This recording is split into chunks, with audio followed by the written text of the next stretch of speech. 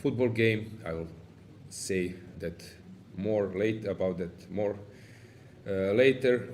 Montenegro was playing Lithuania in Podgorica. It was European qualifiers in football, and Magnus and some other Norway player, Tari, were there as well. So we will touch this topic a bit later. We came enough to get rest, early enough to get rest, so it was fun. And I was very impressed, since we touched many sports topics, how much Magnus knows about sport. So in some quiz, I would love to have him around. Yeah, so he's playing Niko Georgiadis, who became a grandmaster, let's say, a few years ago. A very stable Switzerland player, theoretically very well prepared. Normal position. I'm not surprised that Magnus is trying to avoid the main moves, and that he's playing some sidelines probably in the position where we are already out of the book.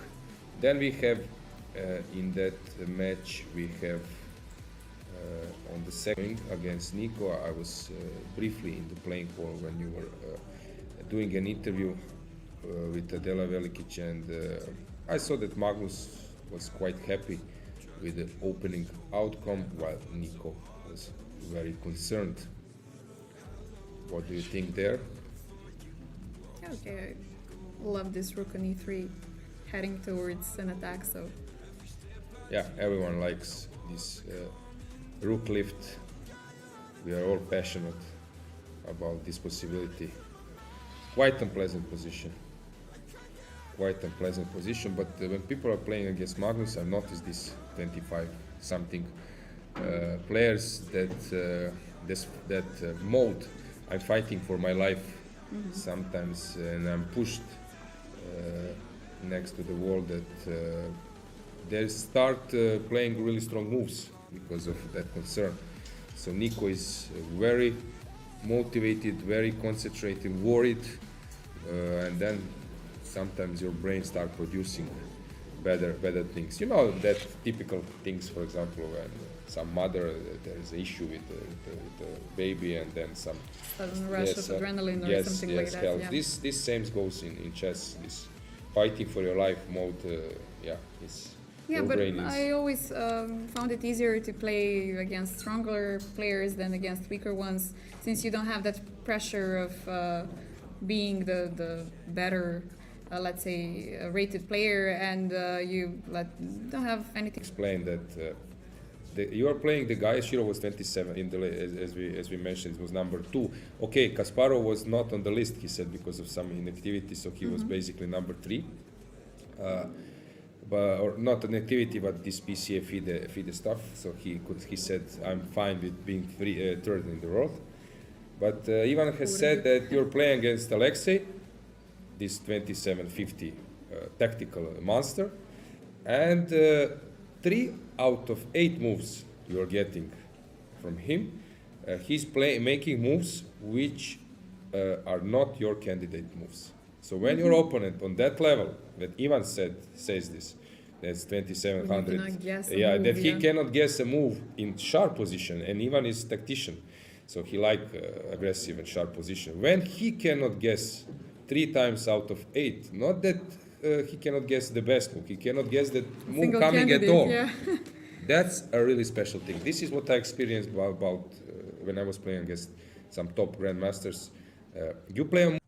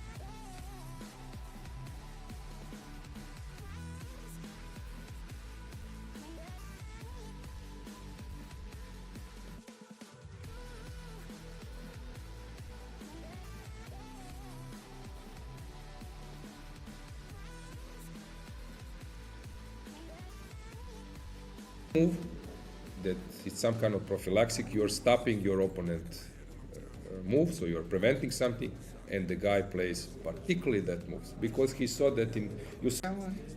No, I think as far as the comments go, we're. No, come on, let's check. Let's scroll down to the end. What is the most? No, okay, Injic.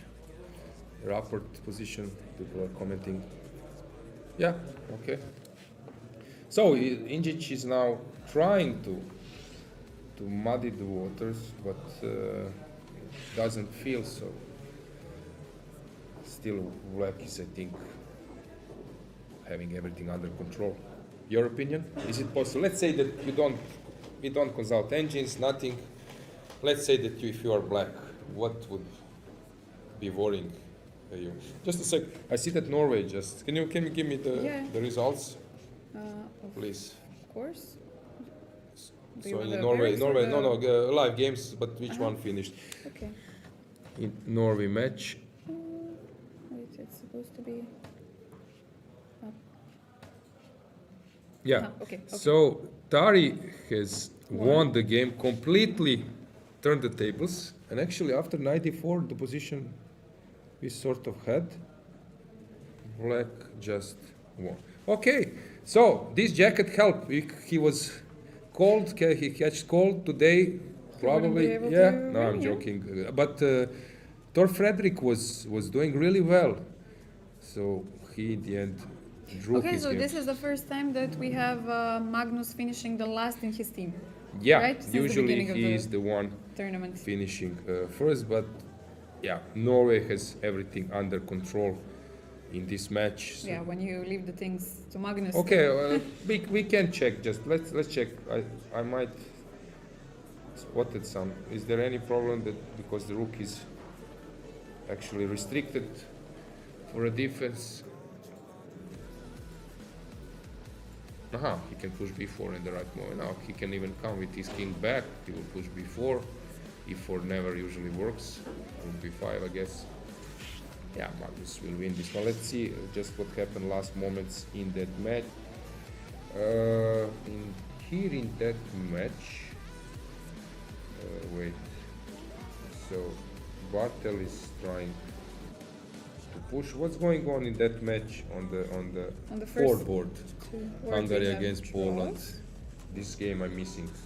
Yeah, let me see who's playing on the fourth today.